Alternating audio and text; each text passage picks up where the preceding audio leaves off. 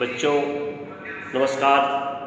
आज के वीडियो में हम लोग पढ़ेंगे गोधले भाग 1 हिंदी प्रथम पाठ शिव पूजन सहाय कहानी का प्लॉट।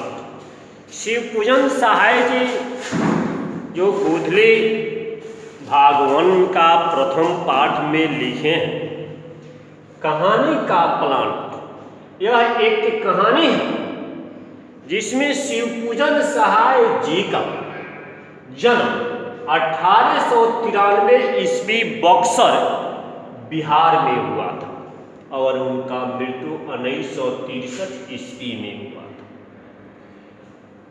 इस कहानी के अंदर शिवपूजन सहाय जी वर्णन किए हैं। इस कहानी में एक दरोगा जी हैं, एक मुंशी जी हैं और एक मुंशी जी की लड़की है छोटी, जिनका लेखक ने पहले तो नाम नहीं बताया मगर बाद में चलकर इस कहानी की स्टेप को आगे बढ़ाने के लिए उनका नाम भगजोगनी रख दिया। और भगजोगनी के अलावा दरोगा जी के पास एक घोड़ी थी। ऐसी परिस्थितियां जब दरोगा जी थे तब इन लोगों की परिस्थिति अच्छे से दिन दशा गुजर रही थी।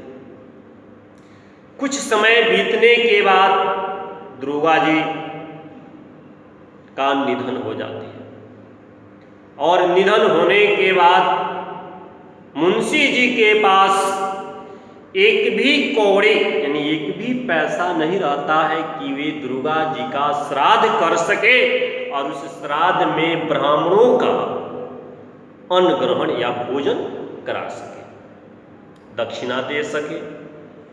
मुंशी जी ने घोड़ी को बेचकर दरोगा जी का श्राद्ध कर देते हैं और श्राद्ध करने के बाद उनके पास एक नन्ही सी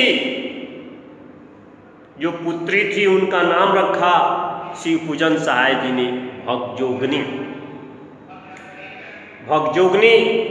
रखा, जिसमें हमने जो इसमें शब्द जो है कड़वे कड़वे मैंने उनको बोर्ड पे यहाँ पे दिखला दिए हैं।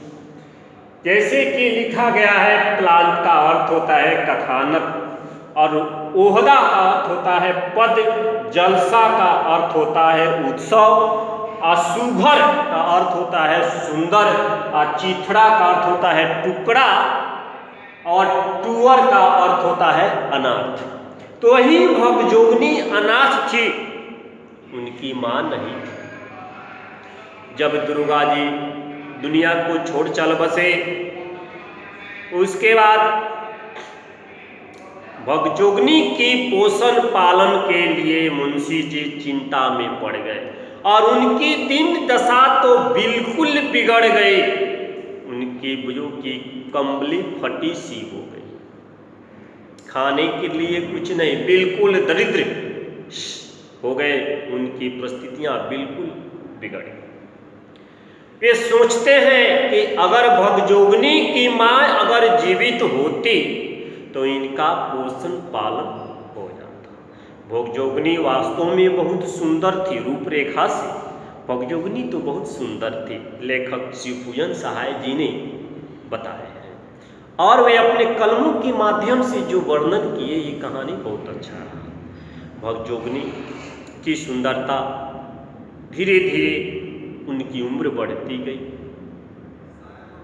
उम्र बढ़ने के बाद उनकी शादी नहीं हुई, दरिद्रता के कारण उनके पास पैसे नहीं थे। वे भगजोगनी कि कोई अपने पति नहीं थे, एक दोहते पुत्र था जिसको अपनी पुत्र मानी थी अपनी दिन दशा को व्यतीत करने के लिए। यही बात कहानी की प्लांट में शिवपूजन सहाय लेखक के माध्यम से बताई गई है। बच्चों आज की वीडियो में हम लोग ये जाने, फिर कल के वीडियो में हम लोग अगले चैप्टर के विषय में पढ़ेंगे। नमस्कार।